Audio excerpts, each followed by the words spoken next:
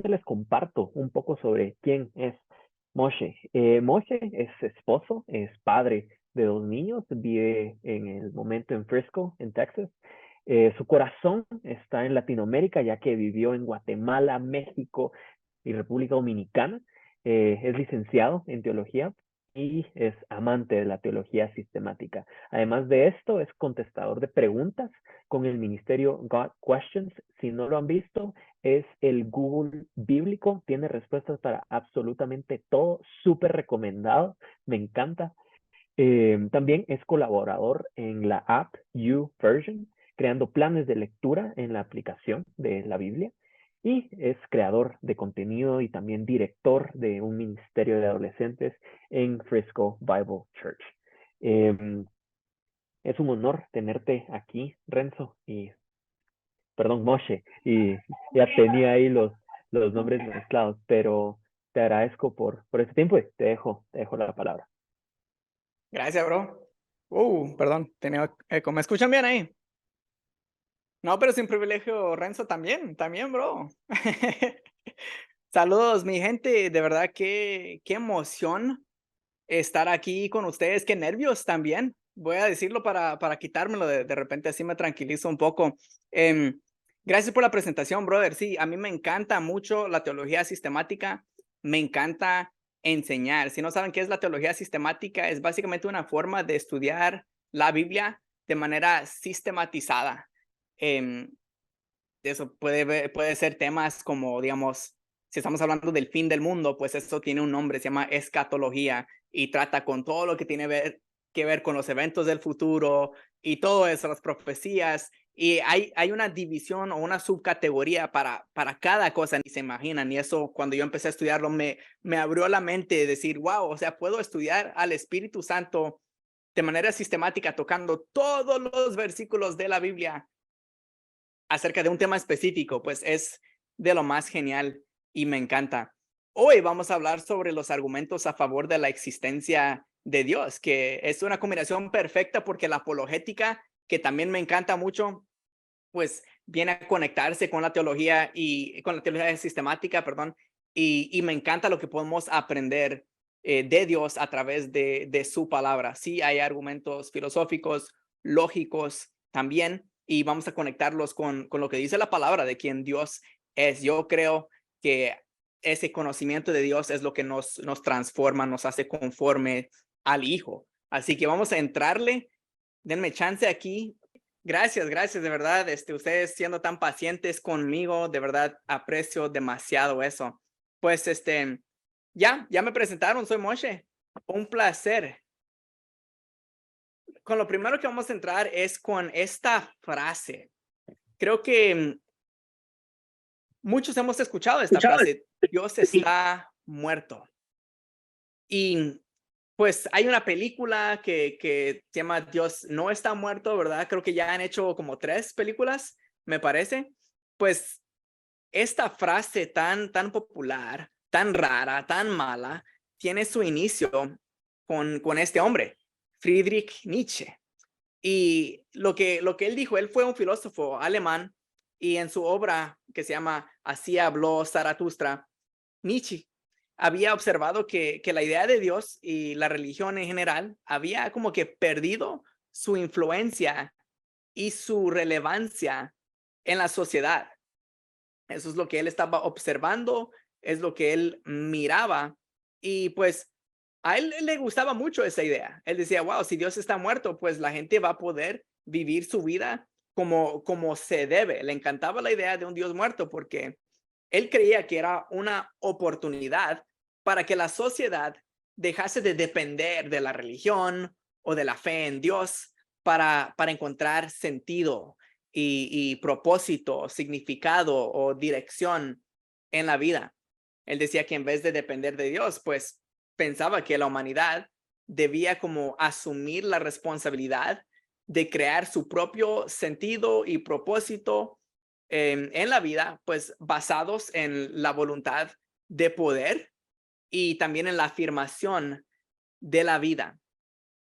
Pero yo creo, mi gente, que estamos viviendo pues en este tiempo donde donde hay mucha gente que dice, pues Dios está muerto, Dios no está activo. Ya la gente ha perdido su confianza en la iglesia, en la religión, y pues muchos no creen en la existencia de Dios. Estamos ahora mismo pues en este tiempo. Hay mucha gente súper conocida, súper inteligente, súper famosa, que en sus plataformas donde ellos pueden hablar con millones de personas, están listos para decir eso, para decir esa verdad que ellos creen, que Dios no existe. Lo que existe es la ciencia, lo que existe somos nosotros. Y sin saberlo, ellos van creando su propio Dios en la imagen de un hombre. Entonces el hombre se vuelve Dios. El hombre puede hacer lo que se le dé la gana, porque ya, ¿qué más hay? Estamos viviendo en esta realidad donde mucha gente dice que Dios no existe, pero esa no es la única postura diferente al cristianismo. Sí, es una muy preocupante, pero hay diferentes posturas de Dios. Así que vamos a hablar ahora sobre las diferentes posturas de la existencia de Dios. Entonces vamos a mencionar varios. Si tienes dónde apuntar, puedes empezar a hacerlo. Vamos a cubrir bastante material y superficialmente, o sea, no vamos a profundizar mucho, pero sí vamos a hablar de diferentes posturas y después vamos a entrar a los argumentos a favor de la existencia de Dios. La primera postura es el ateísmo. Pues el ateísmo niega la existencia de Dios. Los ateos son personas que niegan completamente la existencia de Dios. Y J.I. Packer, que es uno de mis autores favoritos, muy buen escritor, muy buen teólogo, él lo explica de esta manera. Dice, el ateísmo es una negación total de Dios y de todo lo que se relaciona con él. En una definición similar, A.H. Strong, que también es un teólogo sistemático muy potente, él lo describió como la teoría que niega la existencia de un ser divino o deidades. Entonces, el ateo, claro, va a negar la existencia de Dios, pero también va a negar la existencia de otros dioses. Va a negar la existencia de Vishnu, va a negar la existencia de todos los diferentes dioses que encontramos en el hinduismo, del Dios musulmán, del Dios judío, Dios verdadero, el Dios de los cristianos. Seguramente también van a negar, y aquí difiere, pero negarían también la realidad espiritual de ángeles y demonios. Entonces el ateo no cree en algo más allá de nosotros mismos. El siguiente, a veces se suele confundir, pero el siguiente es el agnosticismo, el agnóstico. Pues esto básicamente es una persona que no sabe, ¿no? O sea, puede ser que sí, puede ser que no, y está como ahí, no le importa, no le interesa a veces, o solamente dice, no hay suficiente evidencia, así que no sé, puede ser que sí. El agnosticismo se puede definir como la postura filosófica que sostiene que la verdad de ciertas afirmaciones, especialmente las afirmaciones religiosas, es desconocida o inconocible. Douglas Moo, que otro teólogo, yo les voy a estar tirando nombres para que ustedes vayan y complementen su biblioteca. Él dice esto: un agnóstico es alguien que no tiene una opinión definitiva sobre la existencia de Dios o la posibilidad de conocer a Dios. Entonces, tenemos al agnóstico que niega, el ateo que niega completamente la existencia de Dios, y tenemos el agnóstico que dice, puede ser que sí, puede ser que no, yo no tengo una convicción de que sí o que no, puede ser, y ya, ambos están en peligro, porque cuando se habla de la vida eterna, lo que la Biblia nos dice es que, y esta es la vida eterna, que te conozcan a ti y a Jesucristo a quien tú has enviado. Entonces crean o estén inseguros, o no crean, o si están inseguros, igual están en peligro, porque si no conocemos a Dios, no tenemos vida eterna. Esa es la realidad. Y lo bonito del asunto es que Dios ha decidido revelarse. Por ahí hay ideas. Me estoy topando con ideas ahorita mucho en Instagram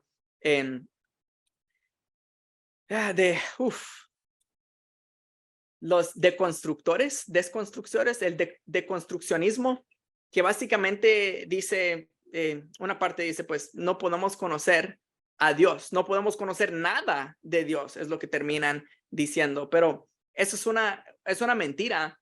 Dios ha decidido revelarse a nosotros de una manera que sí podemos entender, podemos captar. Su revelación o sea, él decidió usar lenguaje humano, lenguaje creado por humanos para revelarse a la humanidad.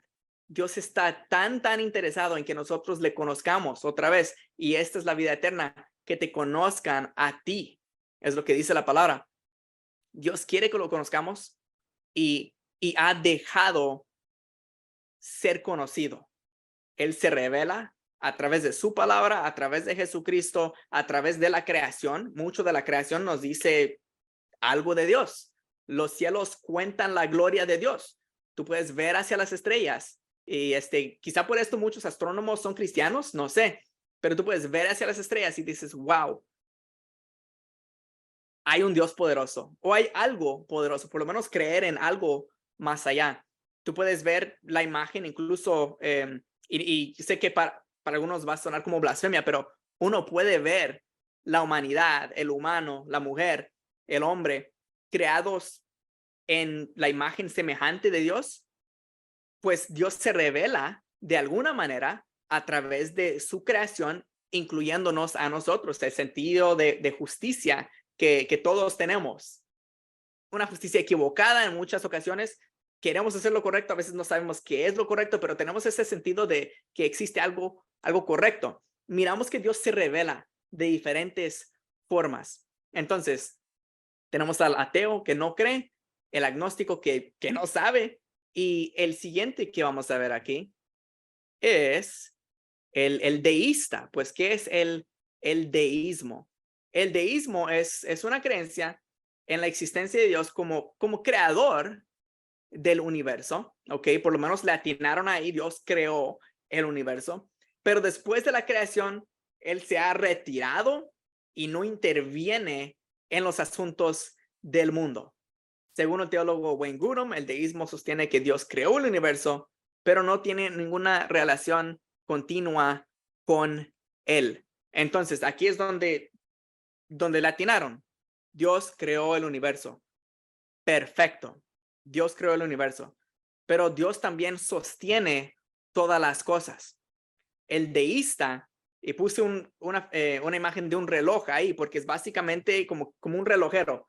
Vino aquí, track, le dio vueltas al cordón y lo dejó ahí para que solito, con los sistemas, con los procesos que Dios creó, eso es lo que va haciendo que el mundo siga girando. No es Dios sosteniendo todas las cosas. Esto es lo que los que creen los deístas. Y es una manera equivocada de pensar en Dios también. Dios, otra vez, no solamente se ha revelado a la humanidad, Él se sigue revelando a la humanidad. En la teología sistemática hablamos de la revelación progresiva.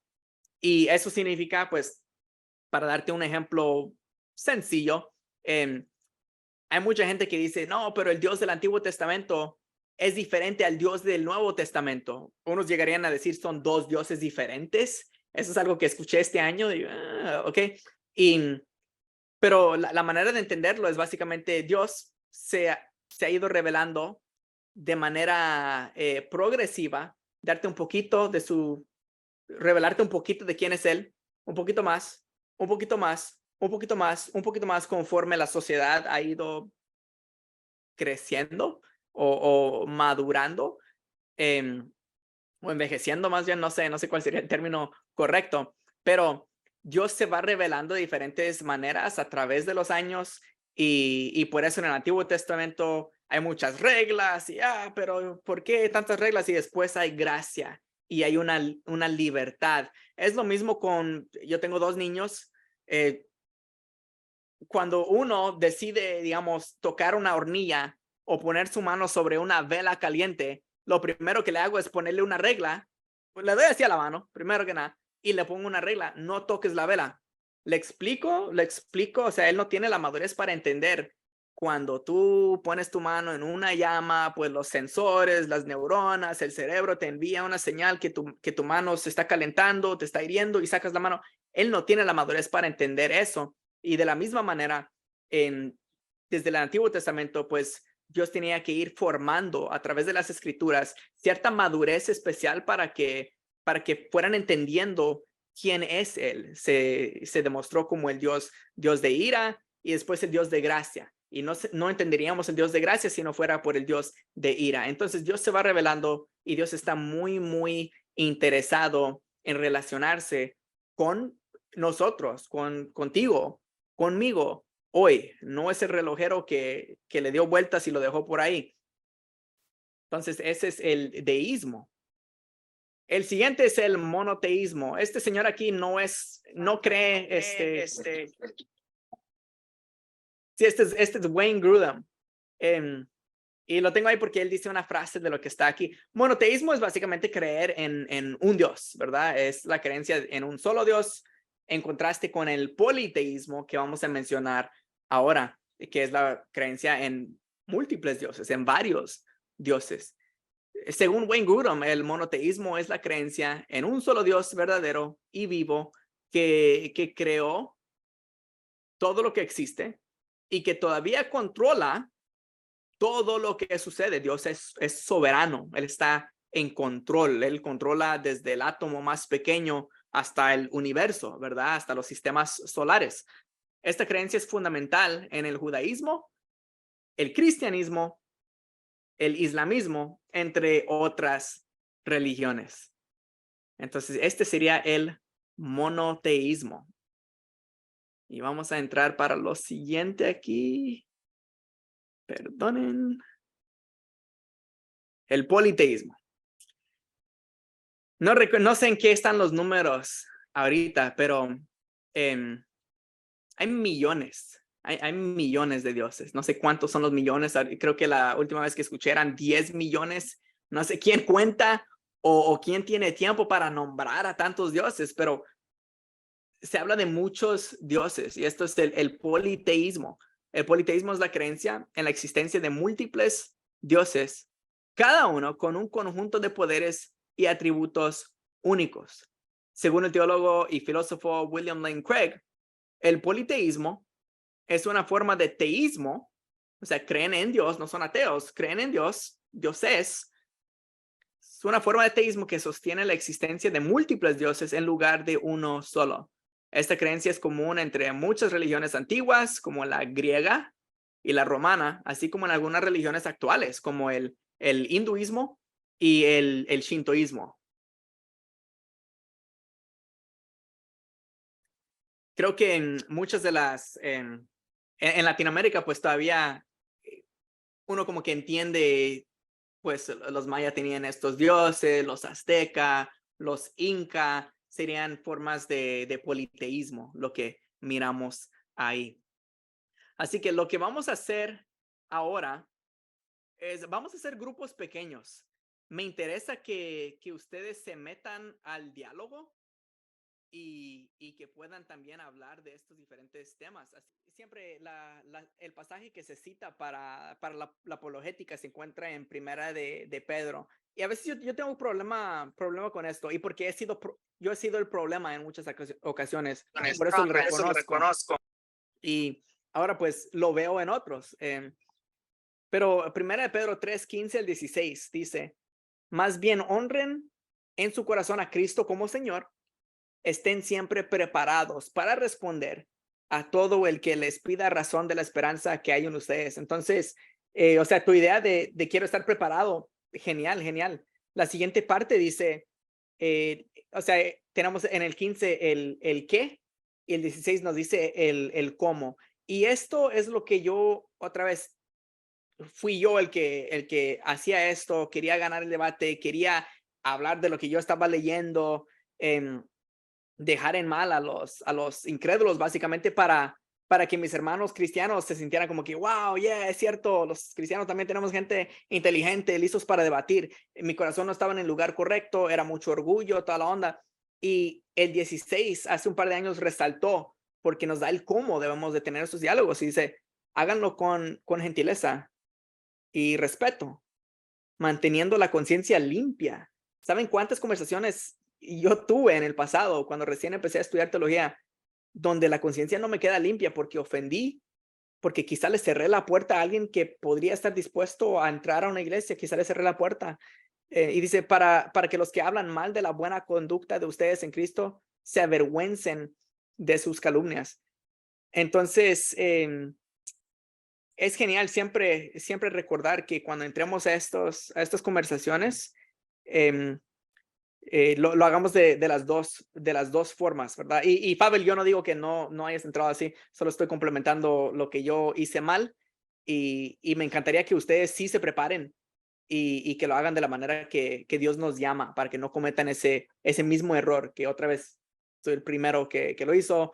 Veo apologistas que caen, empiezan con un diálogo, pues uno conocido es el de Argentina, que recién se convirtió al catolicismo, Rincón Apologético, ¿verdad? Yo ya estaba como notando esto. Santiago Alarcón, sí, gracias, Andrea. Notando como que, hey, ¿dónde está la gracia en su hablar? ¿Dónde está la gentileza? ¿Dónde está el respeto? Y pues yo creo que el énfasis en yo sé más que tú no siempre significa que estamos en la misma línea con Dios, ¿verdad? Y es triste, pero también es un lugar donde nosotros debemos retarnos para mantenernos firmes, ¿verdad? En lo que creemos.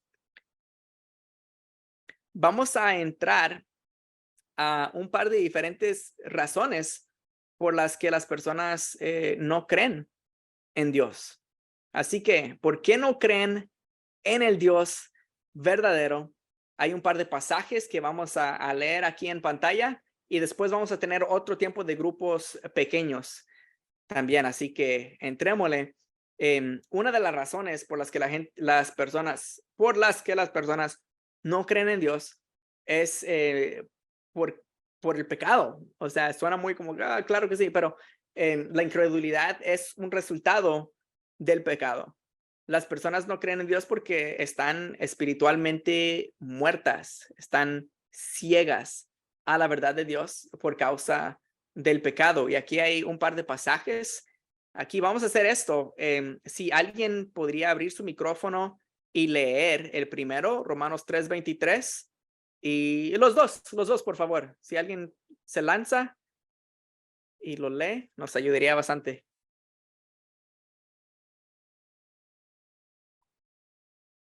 A ver, Romanos 3:23 dice, pues todos han pecado y están privados de la gloria de Dios. Y Efesios 2, del 1 al 3, dice, en otro tiempo, ustedes estaban muertos en sus transgresiones y pecados, en los cuales andaban conforme a los poderes de este mundo. Se conducían según el que gobierna las tinieblas, según el espíritu que ahora ejerce su poder sobre los que viven en desobediencia. En ese tiempo también todos nosotros vivíamos como ellos, impulsados por nuestros deseos pecaminosos, siguiendo nuestra propia voluntad y nuestros propósitos. Como los demás, éramos por naturaleza objetos de la ira de Dios. Gracias. Pues lo que ahorita miramos en estos dos pasajes es, primero, en el primero es, todos han pecado.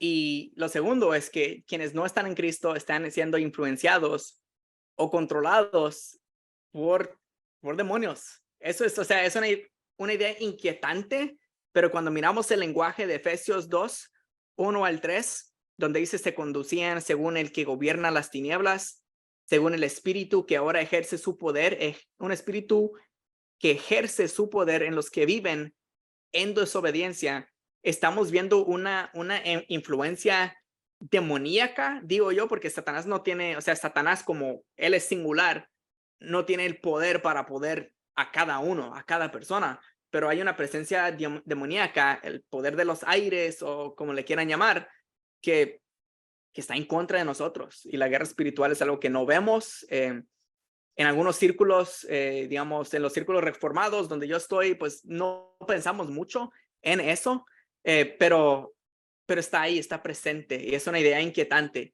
Pero no es de sorprendernos que una táctica de guerra de parte de Satanás es impedir que los suyos, los que están siendo gobernados por él ahorita en el mundo, impedir que ellos se conviertan al otro equipo, se conviertan al equipo ganador, ¿verdad? Entonces, una táctica de él es, de alguna manera, no sé cómo funciona, pero él tiene el poder para cegar y pues, son una de sus tácticas. Y quizás sí hay una manera que podemos hablar de cómo lo hace. Y vamos a hablar entonces de esto. Una de las razones por la que las personas no creen es el resultado de una ceguera espiritual. Según de Corintios 2, 4-4 dice, el Dios de este mundo, noten que Dios está en minúscula, ¿verdad? De pequeño. Dice, el Dios de este mundo ha cegado la mente de estos incrédulos para que no vean la luz del glorioso evangelio de Cristo, el cual es la imagen de Dios. Otra vez hay un poder que no viene de Dios. Hay un poder satánico, demoníaco, que tiene una capacidad de cegar la mente de los incrédulos para que no vean la luz del glorioso evangelio de Cristo, el cual es la imagen de Dios. Conociendo que Satanás es el padre de la mentira, pues muchas veces Satanás ciega por medio de la mentira. De esta manera es que él opaca la verdad. Entonces, qué lástima. Pavel, así como tú entraste a una conversación con los de la comunidad LGBTQ+, y todo lo demás que viene por ahí, todas las letras que se van a ir agregando. A veces yo estaba en la posición donde digo, wow, dije todo, presenté el evangelio, los 3 puntos, di la invitación para que ellos creyeran en Cristo. ¿Y qué fue? No lo entendieron, lo hice mal.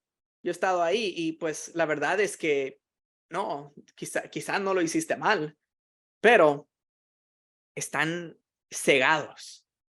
Y por eso es que nosotros dependemos del Espíritu Santo, de la oración, del poder que trabaja en nosotros, del que nos da el querer, como el hacer. O sea, el Espíritu que levantó a Cristo de los muertos es el mismo que trabaja en nosotros, ¿verdad? Y siempre debemos estar en oración constante para que Dios pueda ser el que obre en esas conversaciones, porque Satanás tiene el poder para cegar a la gente.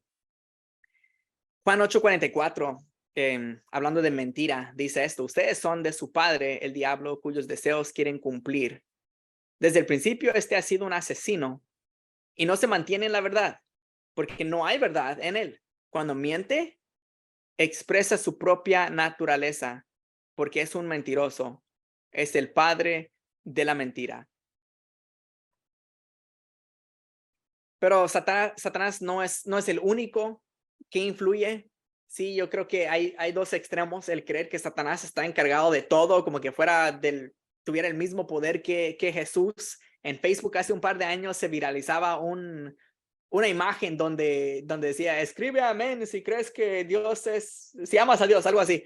Y está Dios ahí haciendo un pulso con Satanás y Satanás ahí. O sea, no, Dios está por allá arriba y Satanás está aquí. No es tan poderoso como creemos, pero sí es poderoso. Entonces, uno de los extremos es decir, wow, él está haciendo de todo. Incluso cuando yo peco y quiero, él fue que me hizo pecar, cuando a veces nosotros queremos pecar porque queremos, nos da la gana. Y el otro extremo es decir, bueno, Satanás no está activo ya, él no hace nada. Somos nosotros, es la concupiscencia, la carne, y pues eso es otro extremo. La realidad es que Satanás sí tiene la capacidad de influir, los demonios sí tienen la capacidad de influir, incluso en los creyentes, influir, no hablo de poseer ni nada así. Y pues miramos el ejemplo de Pedro, cuando Jesús le dice, hey, Pedro, mira, yo voy a morir. Pedro dice, no, en lo que yo estoy aquí, no, eso no va a pasar. ¿Qué es lo que Jesús le dice? Jesús le dice, aléjate de mí, Satanás, que no te importan las cosas de Dios, sino las cosas de este mundo o las cosas tuyas. No recuerdo la última parte, estoy parafraseando, perdón, pero miramos ahí, incluso en un momento bíblico, que Satanás estaba influyendo en las palabras de Pedro. Una idea, otra vez, inquietante, pero Satanás no es el único que influye. Otra razón por las que las personas no creen en Dios es por la influencia de este mundo. La incredulidad es el resultado de la influencia del mundo. ¿A alguien le gustaría leer este pasaje de Primera de Juan? Sí, dice Primera de Juan, Gracias. capítulo 2, versículos del 15 al 16. No amen al mundo ni nada de lo que hay en él. Si alguien ama al mundo, no tiene el amor del Padre, porque nada de lo que hay en el mundo, los malos deseos del cuerpo, la codicia de los ojos y la arrogancia de la vida, proviene del Padre, sino del mundo. Exacto. Entonces tenemos a Satanás que puede influir y también tenemos el mundo. Y cuando se trata del mundo, creo que algunas personas se preguntarían, pero no que Dios amó al mundo, pero tenemos aquí, dice, no amen al mundo, ni nada de lo que hay en el mundo. Si alguien ama al mundo, no tiene el amor del Padre. Entonces, por un lado, no amen al mundo. Si amas al mundo, no tienes el amor del Padre. Y por otro lado, tenemos el Padre en Juan 3:16, que dice que Él amó al mundo tanto que dio a su Hijo unigénito, ¿verdad? Para que todo el que cree en Él no se pierda, sino que tenga vida eterna. Este es un buen ejemplo de una contradicción bíblica, ¿verdad? Y es sencillo. Espero que no se queden ahí con, la Biblia se contradice y se salen de la reunión, ¿verdad? Simplemente hay que definir la palabra mundo. El léxico de Thayer tiene 8 diferentes definiciones de esa palabra. Y para los que no saben qué es un léxico, pues estamos hablando de un léxico griego, básicamente como un diccionario. Lo que hace un léxico es agarrar la palabra. Ustedes saben que las palabras cambian, ¿verdad? Hay diferentes países representados aquí y les apuesto que hay más de una forma para decir carro en su país. Quizá hay más de una forma para decir una fruta, fresa, banano. Las palabras cambian conforme va pasando el tiempo y según la región en donde estamos. Entonces, un léxico nos ayuda a saber qué significaba una palabra del griego koiné o del hebreo o del arameo, dependiendo en qué parte de la Biblia estamos. En este caso, el griego koiné, en ese tiempo. La Biblia no se escribió todo en un solo momento, se escribió a través de, no recuerdo que son 1200 años, algo así. Creo que es más, no me citen esa parte, pero fue mucho tiempo que se tardaron los escritores para poder ir agregando y compilar y tener un canon cerrado. La palabra mundo, o sea, mucha definición para darles esto, pero la palabra mundo, en este caso, de las 8 definiciones que tiene mundo en el Nuevo Testamento, en este caso, cuando Juan usa mundo, cuando dice si alguien ama al mundo, no tiene el amor del Padre, él se está refiriendo a amar los asuntos mundanos, o sea, el mundo en ese sentido. Asuntos mundanos, el conjunto, la definición exacta es asuntos mundanos, el conjunto de cosas terrenales, el círculo completo de bienes terrenales, dones, riquezas, ventajas, placeres, etcétera, que aunque son vacíos, huecos, frágiles y efímeros, despiertan el deseo, seducen lejos de Dios y son obstáculos para la causa de Cristo. Entonces, ese es el mundo al que él se está refiriendo cuando decimos que la incredulidad es el resultado de la influencia del mundo, es más bien el sistema del mundo, es más bien la cultura del mundo. Eso es lo que no debemos amar. Cuando estamos viendo Juan 3:16, pues ahí, de tal manera Dios amó al mundo, no está diciendo que Dios amó el sistema del mundo, que es gobernado por Satanás. O sea, este sistema tenemos el príncipe de este mundo, quien es Satanás. Entonces, mundo puede significar o el sistema o los habitantes de la tierra. En Juan 3:16, de tal manera Dios amó a los habitantes de la tierra. Dios amó al mundo.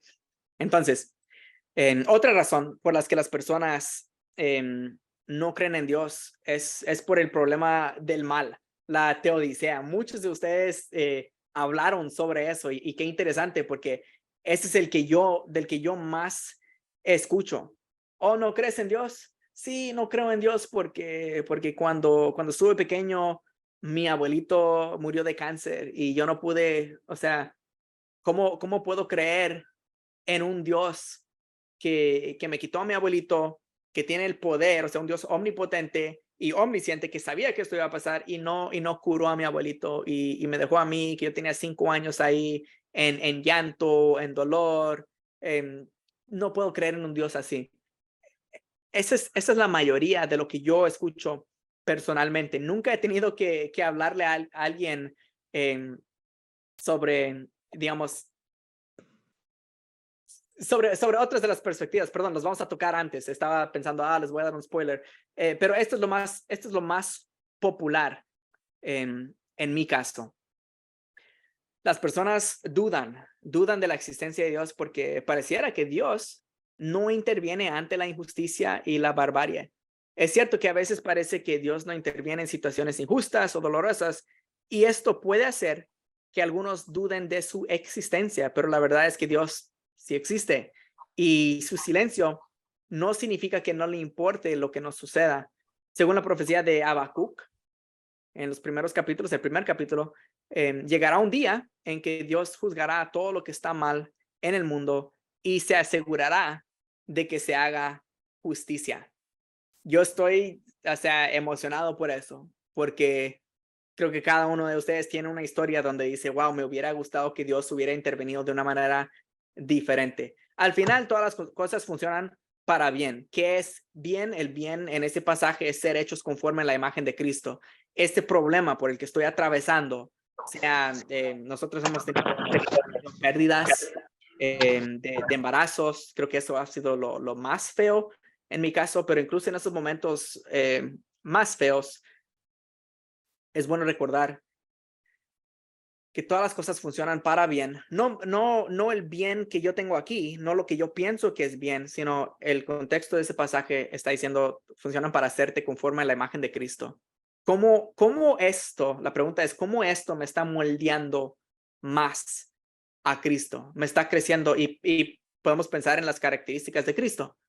Paciente, amoroso, o sea, tanto que se sacrificó por nosotros, o sea, con cada cosa mala que pasa para los creyentes, los que le aman, Dios está haciéndonos más como su hijo. Esa es la meta. Nos va a glorificar en un momento y vamos a ser como su hijo. O sea, eso va a estar genial. Pero las personas que no son cristianas no tienen capacidad de pensar en eso, no van a poder creer en eso. Y, perdón, mi hijo entró ahorita. Hey, Joshua. Oh, tiene una curita. Hablando de dolor, te acaba de lastimar. Ok. Ahí nos vemos, Joshua. Bye bye. Gracias, amor. Pues la mayoría de las personas que conozco o que están alejados de Dios o eran ateos antes de convertirse, me nombran creían que Dios no existía porque no podían creer que Dios, siendo todopoderoso y conociendo todo, podría permitir tanto dolor y sufrimiento. Pues hay varias razones por las que las personas no creen en Dios y podemos señalar el pecado, la ceguera espiritual y Satanás, la influencia del mundo o el problema del mal. Y lo que vamos a hacer a continuación es hablar sobre los argumentos que respaldan la existencia de Dios. Ok, pero antes de entrar ahí, es importante mencionar esto. Que aunque conozcamos de manera lógica y filosófica cómo apuntar a Dios, esto no va a necesariamente convertir a las personas o hacerlos creyentes. Vamos a tener conversaciones vacías todavía con todo eso. Y tenemos razones. O sea, acabamos de ver las razones por las que las personas no van a creer en Dios, no creen en Dios. Puede ser que estas conversaciones que tengamos, después de esas conversaciones, no sean creyentes igual. Puede ser que te escuchen, que tengan una buena conversación, que se vuelva filosófico. Yo te voy a compartir lo mío ahora. Puede ser que se quede ahí. Estos argumentos prueban que existe un ser trascendente, consciente, inteligente, moral y poderoso, pero no hay garantía de que ellos crean en el Dios verdadero. O sea, vimos el monoteísmo. El monoteísmo, la creencia en un Dios, no es solamente para los cristianos. Puede ser que al creer en un Dios trascendental, crean en el Dios de los musulmanes, ¿verdad? Puede ser que lleguen, por lo menos, que lleguen ahí, ¿verdad? Puede ser que la evidencia los lleve a ser deístas o que crean en el Dios de Corán, quizás se vuelvan musulmanes, puede ser que decidan convertirse al judaísmo y que crean en Dios, pero no en Jesucristo, lo cual significa que sus almas igual están perdidas todavía. Así que antes de entrar a esto, quiero animarte a no solo salir a ganar debates o destruir argumentos que se levantan contra la iglesia. Eso es fácil. Hacer eso es fácil, de verdad que sí, porque solo hay que aprender información y dónde encontrar la información bíblicamente o encontrar las vueltas filosóficas que les podamos dar. Todo eso es útil. O sea, no estoy diciendo que no, todo eso es útil, pero hay que terminar el trabajo y presentar a Cristo. Regresando ahí a 1 de Pedro 3, 15, 16, lo voy a leer otra vez. Dice más bien, honren a Cristo en su corazón como Señor. Estén siempre preparados para responder a todo el que les pida razón de la esperanza que hay en ustedes. Cuando nosotros entramos a estas conversaciones, tenemos que asegurarnos de nombrar cuál es nuestra esperanza. No solo llegar y tú estás equivocado por X y Y razones, sino, hey, ¿estás equivocado? Déjame decirte qué creo yo y qué es lo que me da esperanza para el futuro. La gente busca esperanza por todos lados. Así que antes de entrar ahí, vamos a tener otro tiempo de grupos pequeños. Pues los argumentos entonces que respaldan la existencia de Dios. Tenemos 3 argumentos principales y después otros 2 que no son tan populares. El argumento ontológico, el cosmológico y el teleológico son 3 razones importantes para creer en Dios desde la apologética cristiana, y cada uno de esos argumentos perdón, ofrece una perspectiva diferente sobre la existencia de Dios. Aparte de estos, vamos a ver 2 argumentos menos conocidos, quizá, que son los argumentos antropológicos. Y aquí vamos a ir de volada. Grábense los nombres y les animo a que vean diferentes artículos, diferentes videos acerca de cada uno. Pero los tengo bastante resumidos. El argumento ontológico pues se basa en la idea de que Dios es la perfección máxima y que esta perfección implica necesariamente la existencia de Dios. El filósofo cristiano Anselmo de Canterbury desarrolló este argumento en el siglo XI y desde entonces ha sido objeto de varios debates y análisis, y esta es la formulación del argumento. Se puede formular de diferentes maneras, pero esa es una versión, y es esto: Dios es el ser más perfecto que podemos imaginar. La perfección incluye la existencia necesaria. Si Dios no existe, entonces no es el ser más perfecto que podamos imaginar. Por lo tanto, Dios existe necesariamente. Este argumento no es mi favorito. Ha sido criticado por ser muy abstracto, difícil de entender.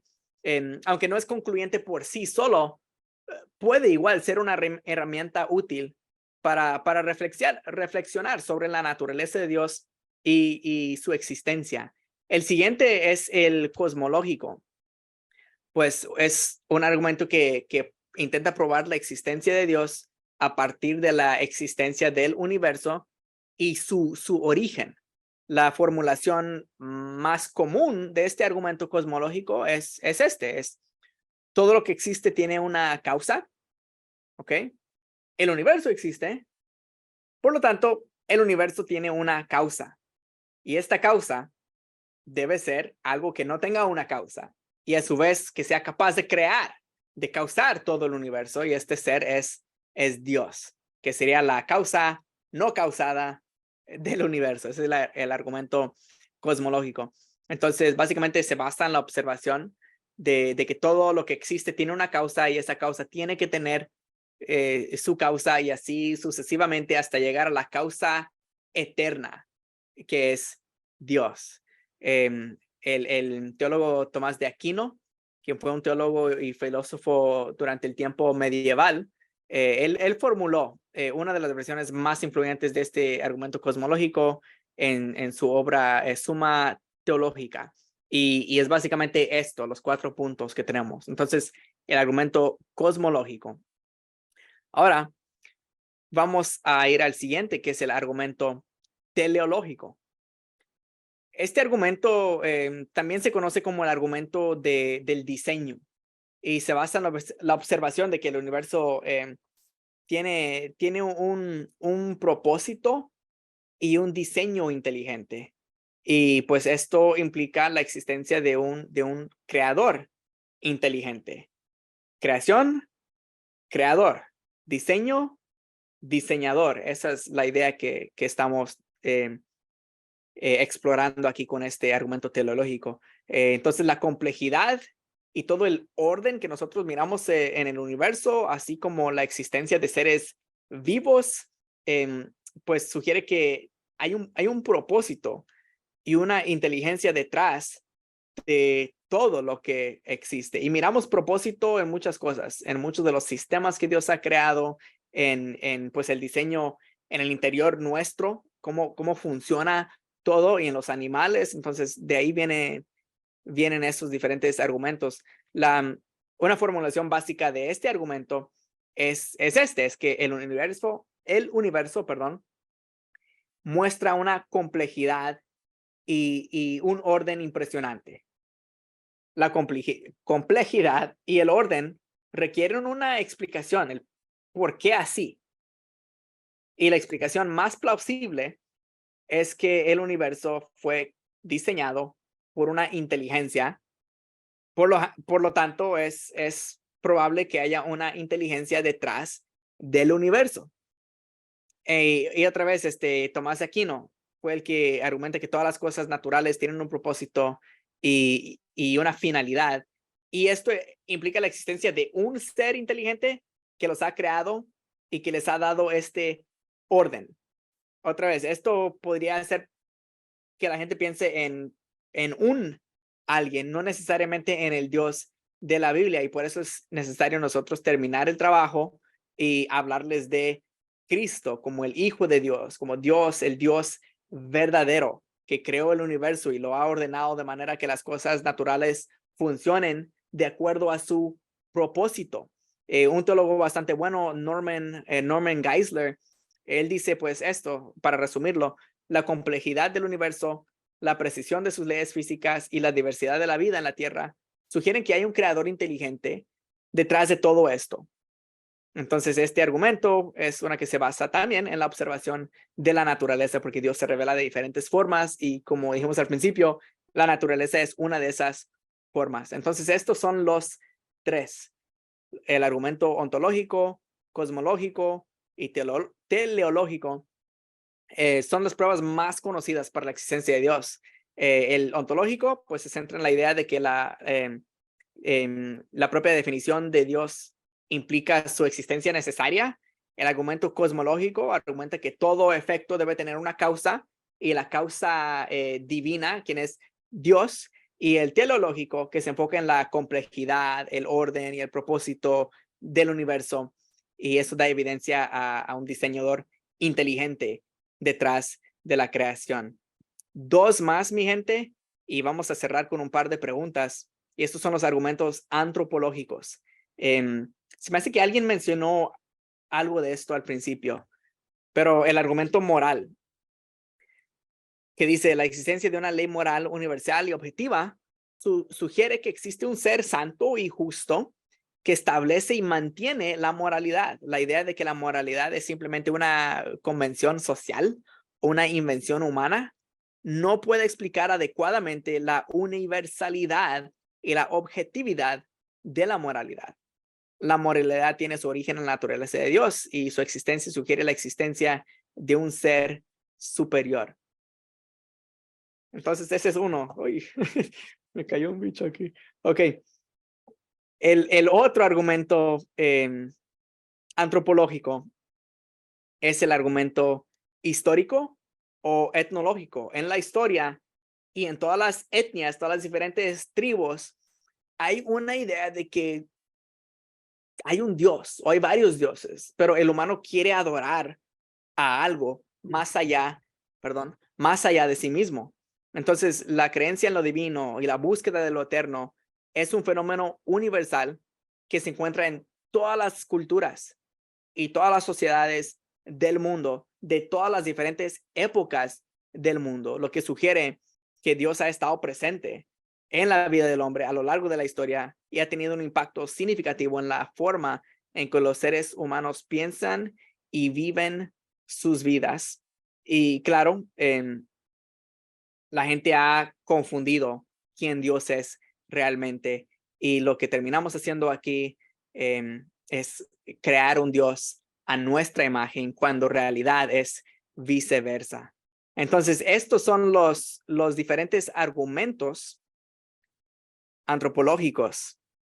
Son, otra vez, solo para resumir los argumentos antropológicos, pues son aquellos que utilizan características humanas o de la humanidad para argumentar sobre la existencia de Dios. El argumento moral sostiene que la existencia de un sentido moral objetivo en la humanidad solo puede ser explicado por la existencia de Dios como fuente de ese sentido moral, de esa moralidad. Y el histórico étnico pues afirma que la existencia de la religión y la creencia en Dios a lo largo de la historia y en diferentes culturas es también una indicación de su existencia. Así que esos son los diferentes argumentos, mi gente. Otra vez, son buenos, es bueno poder entenderlos, pero más que eso es terminar el trabajo y presentar a Cristo como el que puede darles vida eterna. El día de hoy, gracias Moshe por la clase. Yo sé que los chicos están llevando buenos datos, buena información. Y pues nada, chicos, adelante, lancen sus preguntas. Sí, es en cuanto al argumento histórico o etnológico. Dice que se va en que el ser humano siempre ha tenido una necesidad de adorar. Y yo me pregunto, la generación Z o los nuevos jóvenes, como se le quiera llamar, cada día están decidiendo por no creer en Dios, no creer en religiones, en lo divino, en nada de eso. Y me pregunto, ¿cómo es presente el argumento histórico o etnológico ahí? Porque aunque obviamente quizá no quieran creer en divinidades, todavía van a querer adorar algo, todavía van a tener la necesidad de adorar algo. Y me gustaría saber cómo se puede, ¿cómo digo?, extrapolar la premisa de ese argumento a ese tipo de jóvenes que dicen no creer en divinidades, más obviamente idolatran otras cosas. Sí, buenísima pregunta. Yo creo que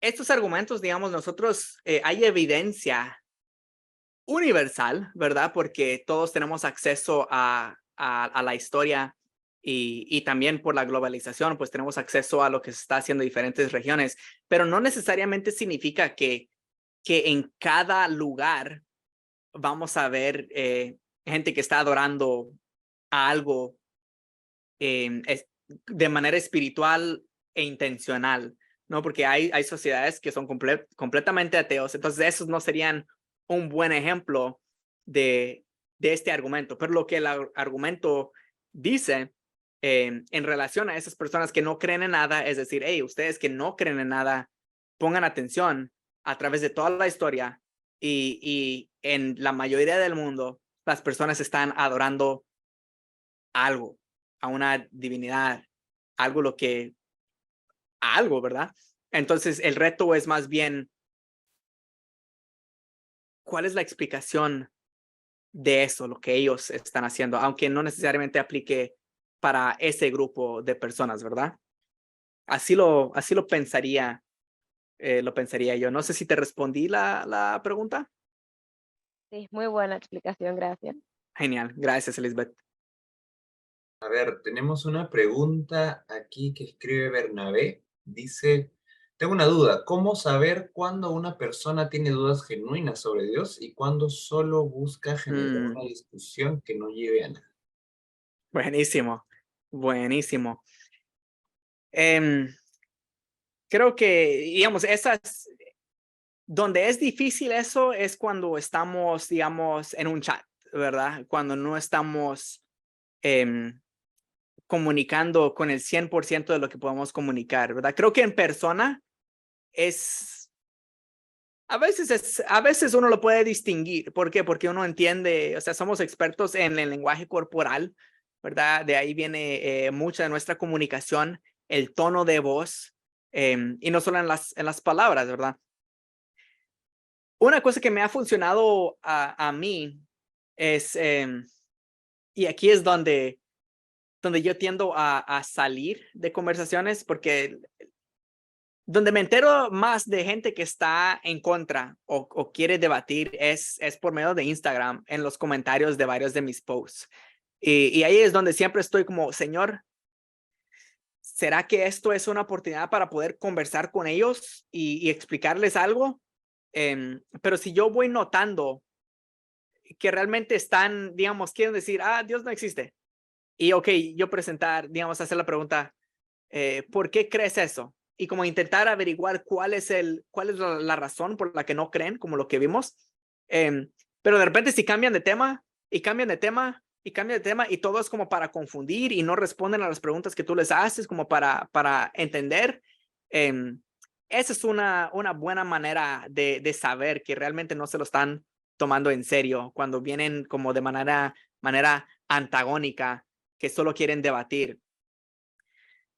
En esos momentos, yo lo que he hecho es me salgo de la conversación porque entiendo que eso podría convertirse en un debate feo, donde a veces es útil, a veces es necesario.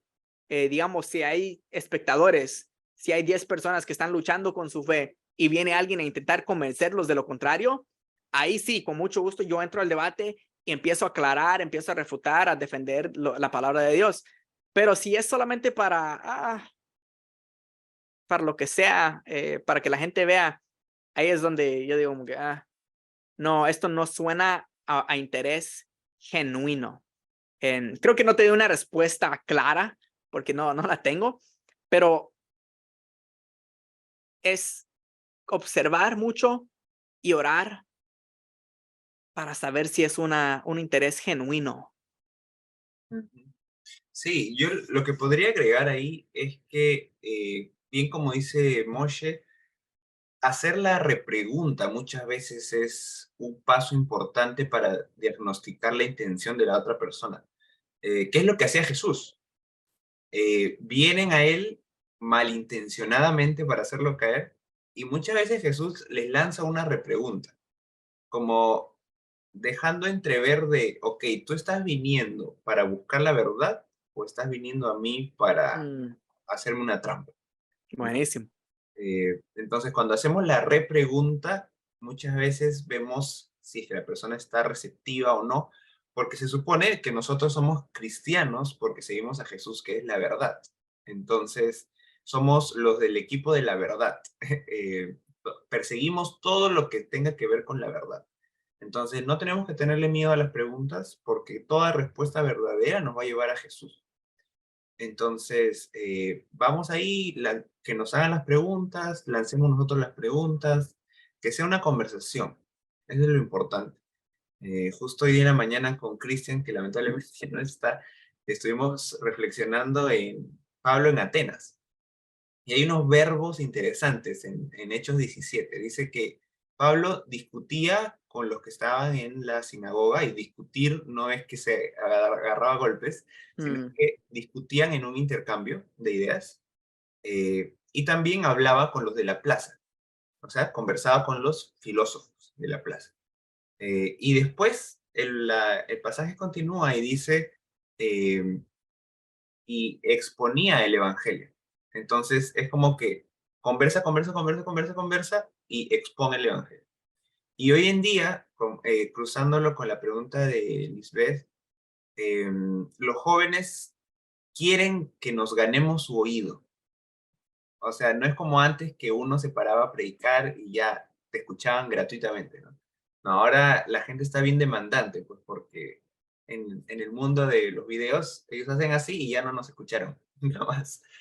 Eh, Como que la gente quiere que nos ganemos el derecho de ser escuchados. Y en ese derecho de ser escuchados es, yo también te quiero escuchar a ti. Eh, Porque si la persona está muy confrontativa, es como decirle, mejor otro día conversamos, tienes toda mi disposición de conversar, pero hay que conversar calmadamente y en orden, porque como decía Moshe, a veces te lanzan 10.000 preguntas y es porque no quieren buscar la verdad, están simplemente buscando humillar, ¿no? Y eso no es la idea. Pero gracias, Bernabé, por la pregunta. No sé si hay otra persona que tenga alguna pregunta. Ahí está, Erika acaba de mandar una pregunta, sí, al último segundo. Bueno, y vamos a cerrar contigo, Eric. Dice, tengo una pregunta. Si una persona me dice que no cree en Dios como primera instancia, ¿qué es lo primero que le diría para demostrar que existe Dios? ¿Cuál de los argumentos sería lo primero que podría abarcar para demostrarle la existencia de Dios de manera general?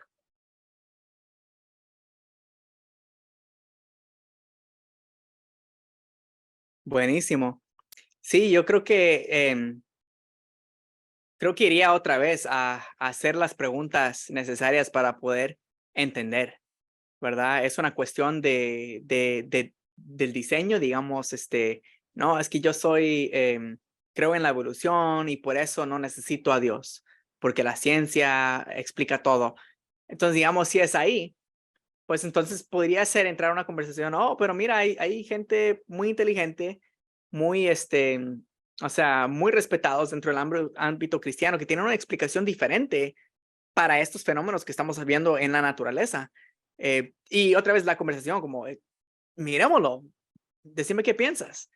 Em, Podemos hacer diferentes preguntas para ver en dónde caen, ¿verdad? Si es una cuestión de dolor, esas son las conversaciones eh, a veces más difíciles, pero por lo menos entendemos, oh, ok, es una cuestión de dolor. Puede ser que no es que no crea, sino que él no puede aceptar esa idea y está enojado con Dios. Entonces, una serie de preguntas para entender de dónde es que viene esa persona, esa duda, reconocer y recordar que es muy posible que Satanás está ahí, o sea, manteniéndolo ciego cuando él, o sea, quiere abrir sus ojos a la verdad de Dios y ver la luz de la gloria del evangelio. Em, pero lo genial ahí es que nuestro recurso más grande, lo que tiene vida, mucho más que, o sea, todas estas, todos esos argumentos no tienen vida, pero la palabra de Dios tiene vida. Y cuando nosotros compartimos el evangelio, Cristo que murió en vez de nosotros por pecados que nosotros cometimos, murió, resucitó para poder darnos vida a nosotros, para poder hacernos partícipes de la resurrección de Cristo y habitar en la eternidad con Él sin merecerlo. Cuando nosotros decimos esas palabras del Evangelio, eso es lo único que puede quitar la ceguera.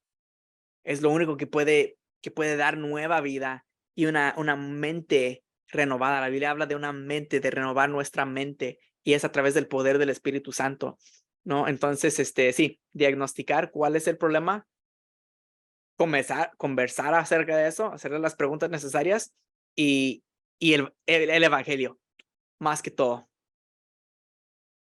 Sí, tal cual, como dice Moshe.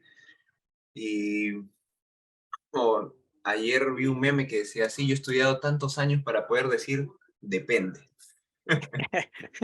Porque depende. Jesús nunca le dio la misma respuesta a dos personas distintas. Siempre que vemos a Jesús interactuando, vemos que Jesús da respuestas distintas a las diferentes personas. Y lo mismo vemos en el libro de Hechos, cuando va Pablo a predicarle a los atenienses, habla y cita a los poetas. Cuando vemos a Pedro predicándole a los judíos, le cita un montón de profetas del Antiguo Testamento. Ambos siempre al final les dicen, Jesús vino, murió, resucitó, arrepiéntense. Es como que el mensaje del Evangelio, ¿no? Pero el ganarse el oído, justamente como les decía, es todo lo que está en el medio, ¿no? Y es parte del ejercicio apologético. Y o sea, recalco lo que dice Moshe, ¿no? Tenemos que diagnosticar, hacer esas repreguntas, porque cada persona va a tener diferentes motivos para decir, no creo en Dios. Y, por ejemplo, si te dice, no creo en Dios porque yo soy científico, eh, va a ser la ruta, yo creería que la ruta cosmológica es la más sensata, ¿no? Si dice yo soy científico, y hay mucho material al respecto del argumento cosmológico. Si te dice, no, yo no creo en Dios porque no quiero que nadie me restrinja la vida, ¿no? Por la ley de Dios, podríamos hablar del argumento moral, ¿no? Es decir, cómo tú defines lo que es bueno y lo que es malo si es que Dios no existe. Y esto lo decía un teólogo del seminario de Westminster, reflexionando en unas cosas que dijo Sam Smith. No sé, los que conocen de música gringa, Sam Smith es uno de los últimos cantantes que causó ultra polémica en unos premios Grammy, creo, porque se disfrazó de diablo y cantó una canción sumamente horrible. Pero él después de ese baile que hizo, él dijo, yo hago esto para ridiculizar al cristianismo porque ellos odian a los que son como yo. Se refería pues a la comunidad LGBT.